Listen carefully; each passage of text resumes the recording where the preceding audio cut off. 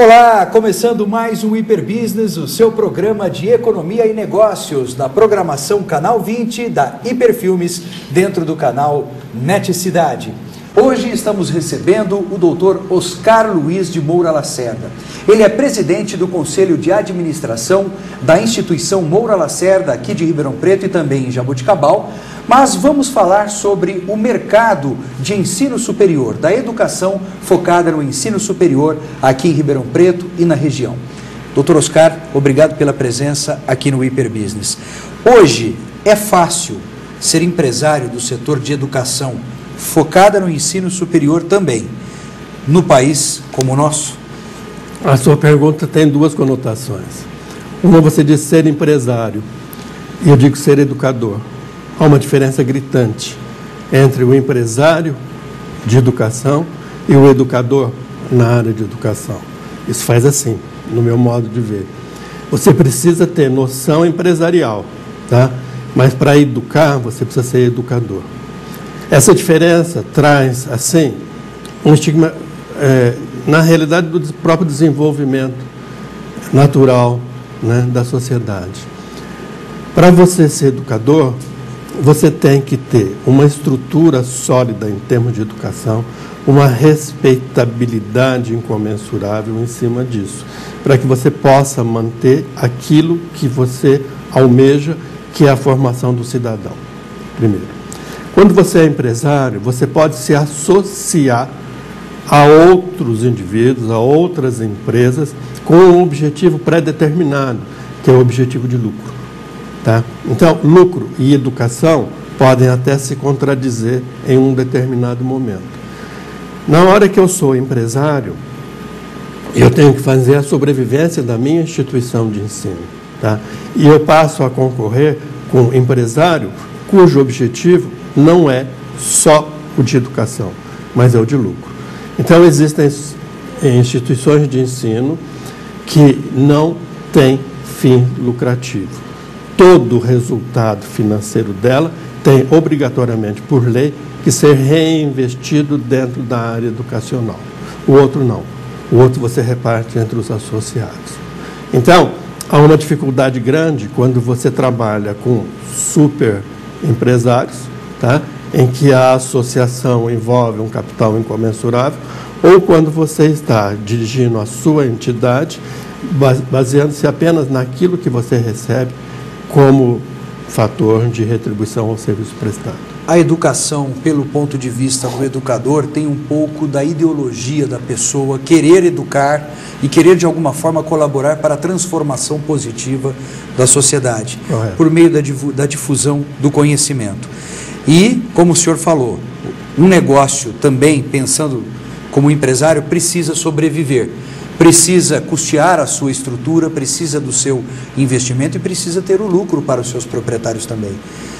O senhor colocou aqui um desafio muito interessante, que é conciliar o objetivo da atividade empresarial com o objetivo ideológico, o objetivo lúdico, digamos assim, que seria o de difundir o conhecimento e colaborar para o desenvolvimento socioeconômico, intelectual e da educação das pessoas. Um mundo melhor é um mundo que tem maior educação.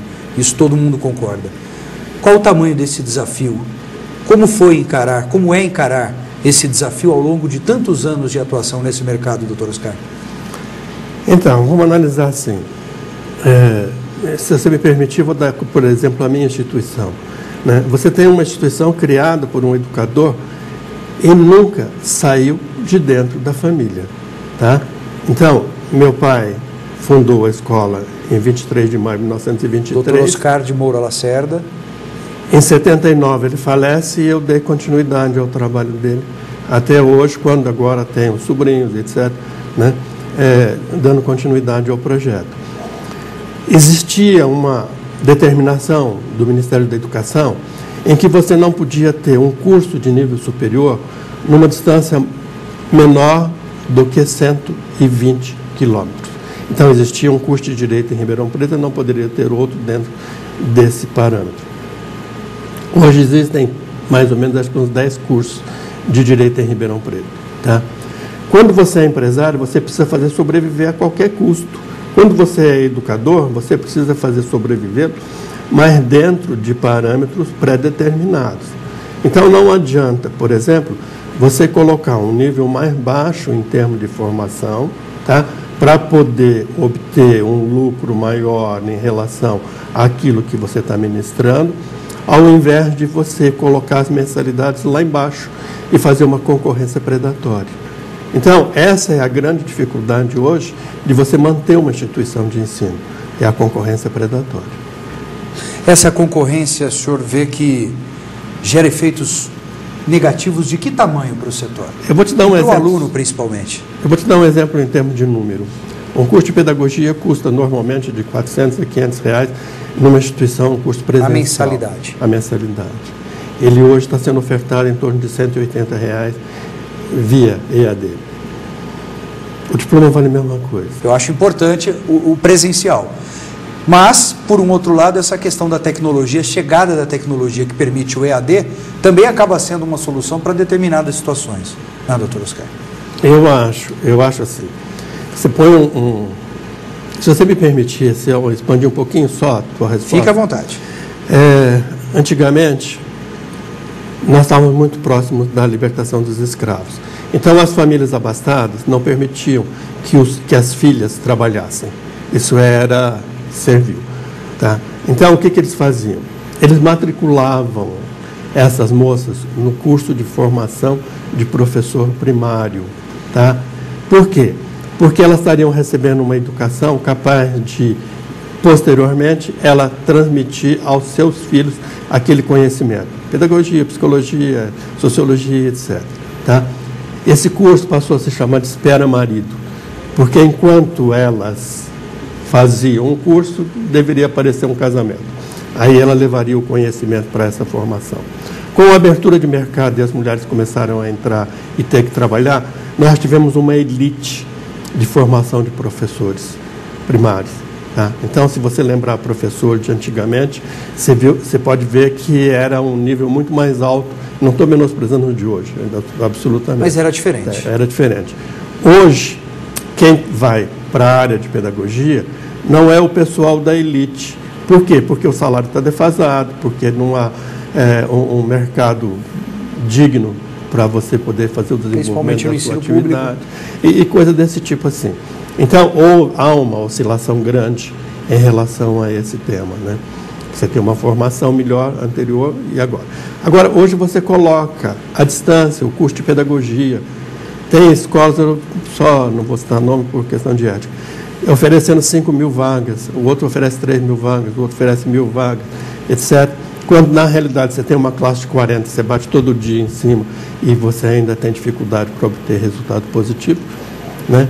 Então, eu acho que o EAD foi feito para pós-graduação, onde você tem uma consciência maior, onde você destina realmente o teu tempo de atividade para poder alcançar um desenvolvimento profissional. Tá? Mas é tecnologia, como você diz, e isso permite que haja uma abertura maior. Doutor Oscar, vamos para o nosso primeiro intervalo. Hiperbusiness volta em instantes.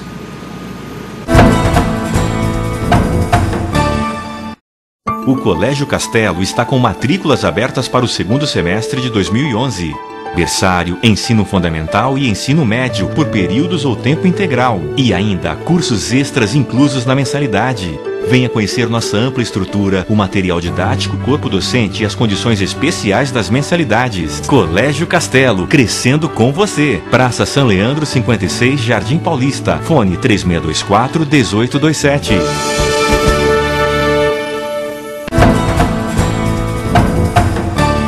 Estamos de volta para o segundo bloco do Hiperbusiness e também para a continuidade da entrevista com o Dr. Oscar Luiz de Moura Lacerda, presidente do Conselho de Administração da Instituição Moura Lacerda aqui em Ribeirão Preto.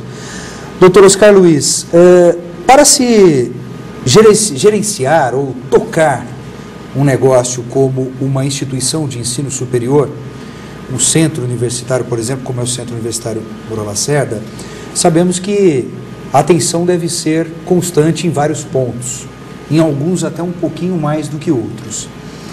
Questão do nível de qualidade do ensino, questão do corpo docente, questão dos investimentos em estrutura e tecnologia, conforto e bem-estar para os alunos, enfim.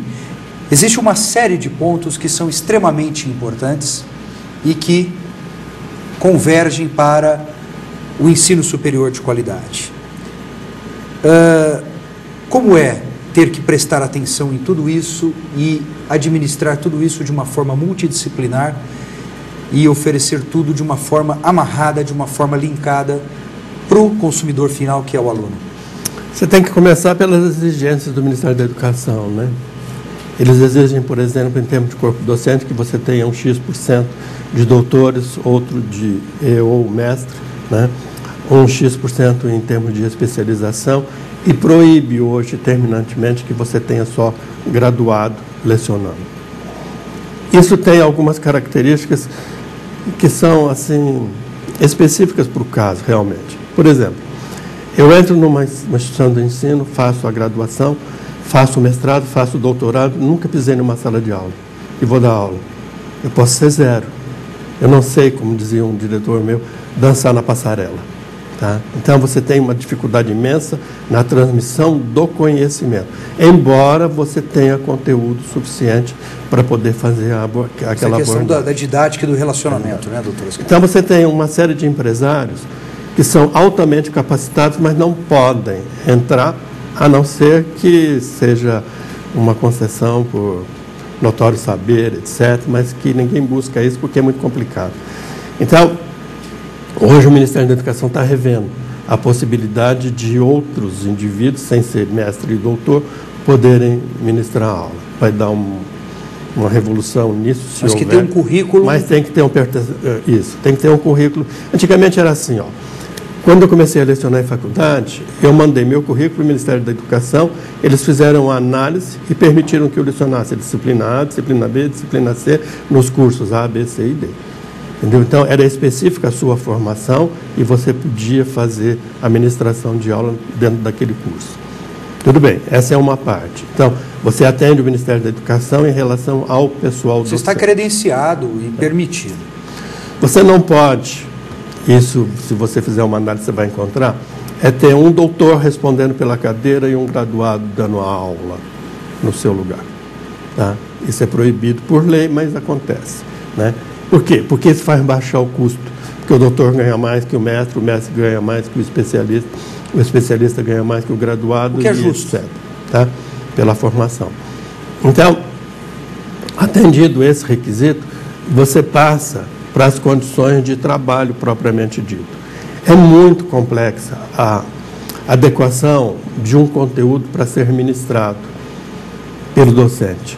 Você tem que ter, primeiro, o currículo dele para verificar se, mesmo sendo doutor, se ele está lecionando dentro daquela área específica de formação dele.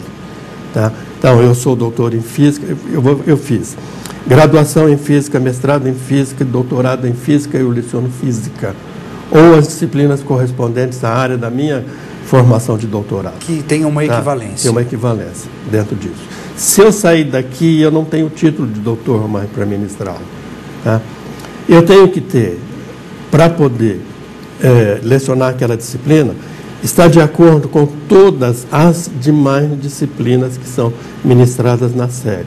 Então, eu tenho que saber o valor da minha disciplina na série, o valor da minha disciplina no curso e na formação do profissional. Para fazer isso, eu tenho que abrir todo o conteúdo programático proposto pelo docente, passar pela aprovação dos departamentos e o departamento, então, homologar aquilo que está sendo proposto para que ele possa lecionar. No caso dele falecer e entrar um outro, vai seguir de cabo a rabo aquilo que foi predeterminado. Ele não pode entrar com uma atuação nova. Então, toda essa parte de cultura pedagógica que você coloca dentro de uma instituição de ensino é o mais trabalhoso para que ela seja eficiente, para que ela possa transmitir ao aluno, na realidade, aquilo que ele vai utilizar na sua formação profissional. Porque o curso superior visa formação profissional, mais nada. Então, você tem disciplina de formação básica, disciplina de formação pré-profissional, e a disciplina de formação profissional especificamente. Então, isso tem que estar adequado. Quando você volta na acomodação do alunado, você tem que ter um ambiente em que ele se sinta prazeroso. Tá? Quando nós fizemos o nosso projeto de campus, nós fomos buscar Oscar Niemeyer na França, para poder fazer um projeto que fosse digno de Ribeirão Preto. Isso foi quando? 71. 71. Oscar Niemeyer projetou, então, o campus universitário. O campus que fica ali perto do aeroporto, isso, né? Isso. A dificuldade de você terminar lá é que o valor é incomensurável. É muito grande. Então, você vai fazendo aos poucos. Nós temos ali uma área de 40 alqueires. Então, dentro dessa área, nós temos uma área destinada ao projeto, fora a parte esportiva, etc, etc. Então, você tem que ter um ambiente adequado de formação para que o aluno se sinta bem lá dentro, né? Se você não põe ar-condicionado numa sala, mesmo que ele não tenha na casa dele, ele reclama. E hoje, Moura Lacerda tem o campus dos Campos Elíseos, na rua Padre Euclides. Nós temos 3 unidades. Unidade 1, que é a sede Padre Euclides, unidade 2, que é o campus na Avenida Oscar de Moura Lacerda. Próximo ao aeroporto. E Jaboticabal. E em Jaboticabal. O senhor falou da questão da acomodação e a tecnologia. Nem se fala, né, doutor Oscar? Tecnologia é um problema assim. Se você comprar 500 computadores hoje, colocar em funcionamento... Que 2 anos eles estão... Daqui 2 anos você tem que jogar fora e comprar tudo de novo. Entendeu? Então, a adaptação é constante. Você tem que vir trabalhando sempre no sentido... Agora, o que eu acho mais importante é que a tecnologia não interfira no desenvolvimento do conhecimento, que é passado no dia a dia. Tá? Porque não adianta eu te dar um computador na mão e não ter condição de fazer o desenvolvimento. É uma ferramenta para ajudar. É ferramenta. Não para substituir se você não a percepção tiver um docente, humana. Não substitui a presença do professor. Nunca. Vamos para o nosso último intervalo. O Hiperbusiness volta daqui a pouco.